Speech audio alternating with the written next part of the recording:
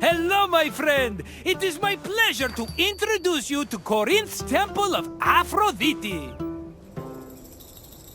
Why, I'm Marcos, of course, one of the most successful merchants in all of Greece. You really haven't heard of me? My name is known from Kefalonia to Kos. If you've ever paid money for something, I probably received a percentage. But enough about me. Let's go back to what you're doing here. It really is a lovely sight, isn't it? The temple, that is, not the ladies.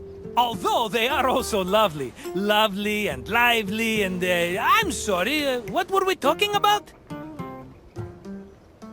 In Greece, many love stories were told about the gods. How romantic. Sometimes they were heartwarming and happy, but they often ended in tears, tragedy, and a whole brood of illegitimate children.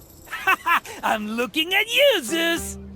Anyway, this tour will introduce you to some of these divine love stories, which may give you perspective on how the Greeks approached love in their own lives.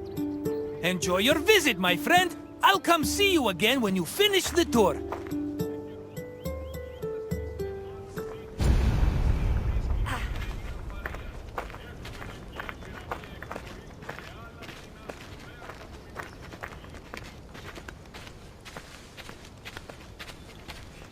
Much like Athens, Corinth had its own acropolis, called the Akrokorinth. The natural promontory provided an excellent view of the surrounding territory. It was also the home of several sanctuaries, allegedly constructed in the 6th century BCE. The Akrokorinth's most famous attraction was the Temple of Aphrodite. Pausanias describes it as having statues of Aphrodite, her son Eros, and the sun god Helios. According to Strabo, the temple's most distinguishing feature was its servants, who acted as sacred prostitutes.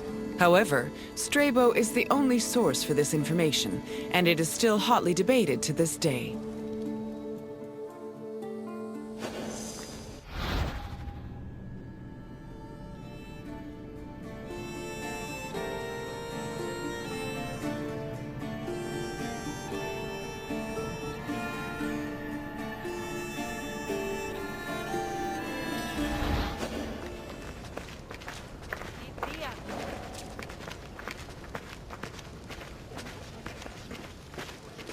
Love played a large role in countless mythological stories. Zeus himself was not immune to the feeling, and fell for both mortals and other deities.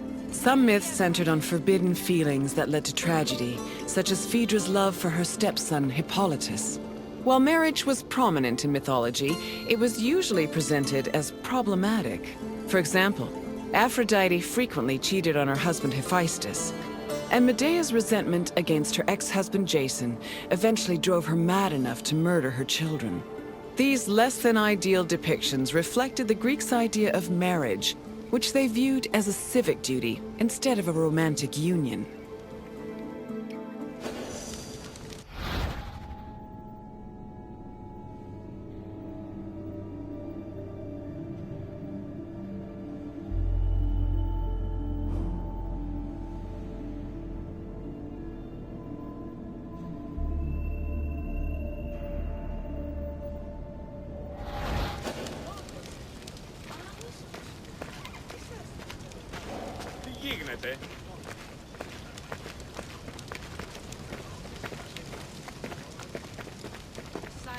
Τι συνέβη μόλις?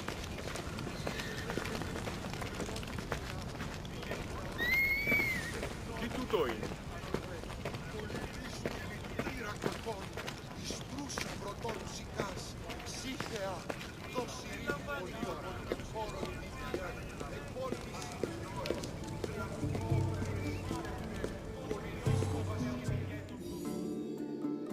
The goddess Aphrodite was one of the mightiest Olympians and was typically associated with love, beauty, and sex. She was worshipped all across the ancient Mediterranean by men and women, both young and old. Her origins differ depending on the version of the story.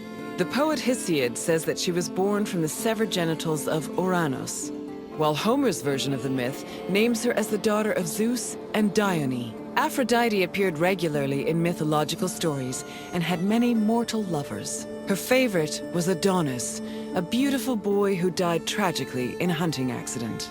Aphrodite was devastated by his death, so she created a cult called the Adonia to commemorate him.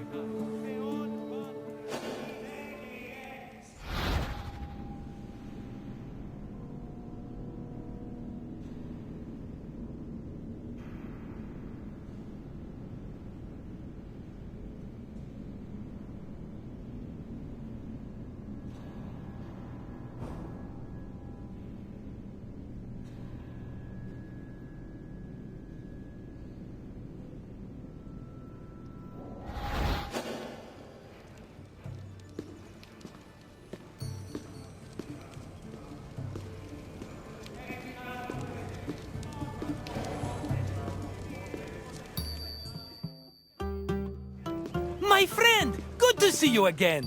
I bet you were surprised by some of the stories you heard. For a bunch of immortal beings, the gods certainly were saucy, eh? Tell me if there's anything else I can do for you. Is that so, my friend? Then let's get started. Which poet said that Aphrodite was the daughter of Zeus and Dione? I'm afraid Phidias was a sculptor. Try again. I am exceedingly flattered that you think I'm a poet. Unfortunately, I am a mere brilliant but misunderstood businessman. Keep trying, though. Hesiod's version of this story said Aphrodite was the product of Uranus's, chopped olives, so to speak. So, no. Yes, it was Homer who said Aphrodite was a child of Zeus. On to the next question. Medea was married to which legendary hero?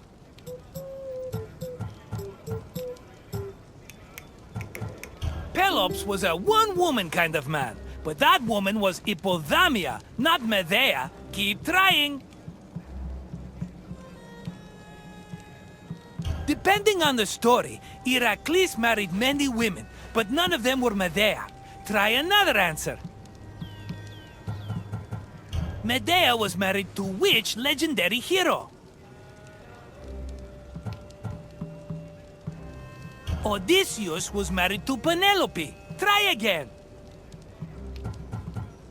Yes, Medea was married to Iason, but after he left her for someone else, she resented him so much she murdered their children.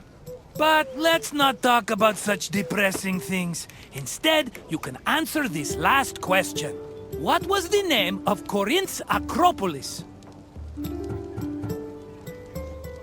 The Acropolis is indeed a big rock, but it was not called the Great Rock. Try again.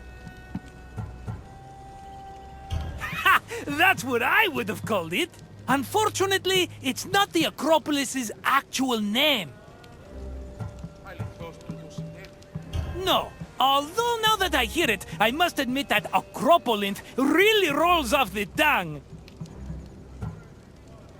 Correct! The Akrokorinth has been home to many sanctuaries, as well as the famous Temple of Aphrodite. You passed the test! Congratulations, my intelligent friend!